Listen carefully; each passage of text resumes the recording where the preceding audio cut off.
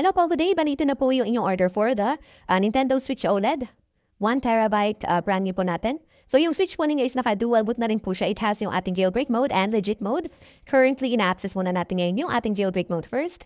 Automatic na rin po siya every time that we turn on normally yung ating Switch. Ang una niyang i-access ay ang jailbreak mode. SD card, inserted na rin po siya sa inyong Switch unit. Serial ending in 0356. So wait na lang din natin na mag-load. By the way, this order is going to Zamboanga City, Zamboanga del Sur. Now, for 1 TB, marami na rin po tayong mga na-install na requested games po ninyo. Ito natin, ikalahat yung ating mga games.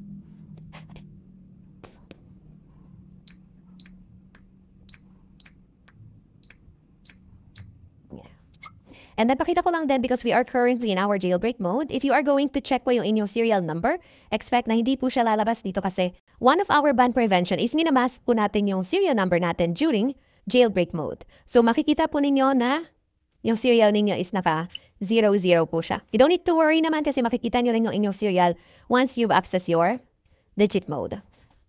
Pakita ko lang din yung test ng ating Joy-Con.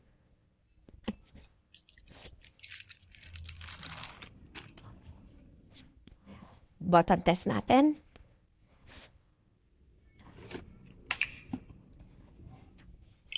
So let's first start with yung ating analog.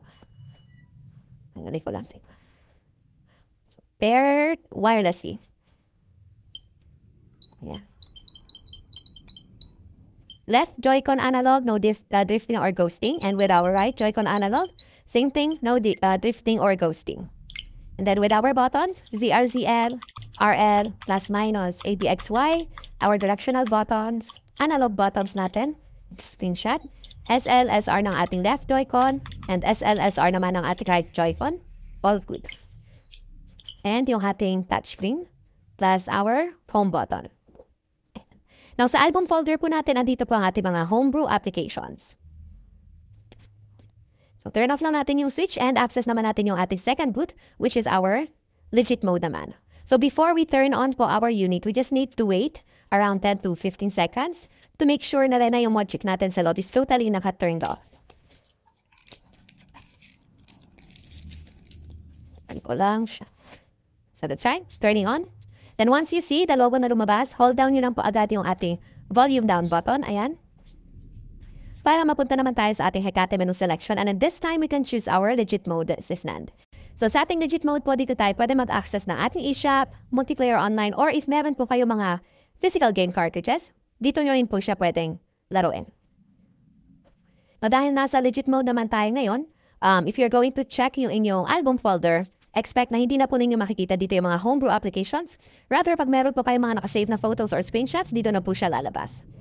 Now, as what I mentioned before, yung serial po ninyo dito nyo po makikita during your legit mode access. So, serial ending in 0356, which is saved po dito sa sticker sa ilalim ng ating switch unit. And then we also have serial dito sa inner box po natin, 0356. So, meron na rin po palang tempered na nakakabit dito sa inyo switch unit that we've installed. And then we also have a freebie pouch na net for you. Now, of course, included na yung complete accessories that we have along with the box, yung ating Joy-Con. We also have yung ating charging dock, charger, HDMI, nasa ilalim naman yung ating hand grip and side strap. So, open na po yung inyong switch. Bali, papak na lang din namin ito and then wait na lang namin yung for your 4 pickup. But wait na lang din po na mag-update yung traffic information sa inyong app. Thank you po and happy gaming!